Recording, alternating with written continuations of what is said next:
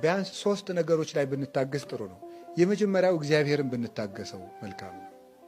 እግዚአብሔርን ብንታገሰው ማለት ያልመለሰልንን ጥያቄዎች እስኪመልስልን ድረስ አለማጉረምረም ማለት ነው። መጠበቅ፣ አንተ በጊዜው ሁሉንም ታደርጋለህ ማለት። ሁለተኛ ለራሳችን ራሱ ትዕግስት ሊኖረን ይገባል። የእውነቴን የምነግራችሁ በአንድ ጊዜ ዛሬ መሰበክ ጀምረን የዛሬ ወር ጻድቅ መሆን መፈለግ ተገቢ አይደለም። እንችላለን? አንችልም። መታገስ ይገባል። የኛም አካል እስኪያድግ ልንጠብቀው ይገባል። አይዞ በርታ፣ ደግሞ ይችን አስተካክላት እያሉ ራስንም ቢሆን መታገስ እስኪያፈራ ወዲያው ቸኩሎ አይ እንግዲህ እኔ 1 ወር ሞከርኩ አልተስተካከሉም እንግዲህ ይቅርብኝ ማለት አይደለም። ለራስም ታጋሽ መሆን ያስፈልጋል።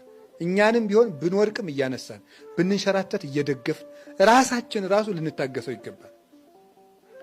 በስህተቱ እንዲቀጥል ሳይሆን እንዲበረታ ለራሳችሁም ይቅርታ ማድረግ አለባችሁ። አጉል ይቅርታ አይደለም። አይዞ ትደርሳለህ፣ በእግዚአብሔር ኃይል ትደርሳለህ እያሉ ራስን ማበርታት ያስፈልጋል። አሁን ካልተለወጥኩ አለ ማለት ነው።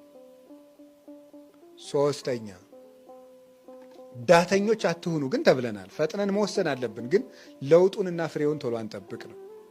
3ኛ የኛ የሆነን ሰው ልንታገሰው ይገባል ነው እስኪስተካከል ድረስ። ከጸለይንለት የማይስተካከል ሰው የለም። ህሊናውም ይመለሳል። ክፉ አመል ሁሉ ይስተካከላል። ዲያብሎስ ብቻ ነው የማይስተካከለው። ስለዚህ ያን መታገስ ማለት ነገሮች እስኪፈጸሙ ጊዜያቸውን መጠበቅ ማለት ነው። ያ 5 መክሊት ነው። 5 መክሊት። እነዚህን መክሊት ክርስቶስ ሰጥቶናል። በእነዚህ ሁሉ ነገር ማትረፍ ይቻላል።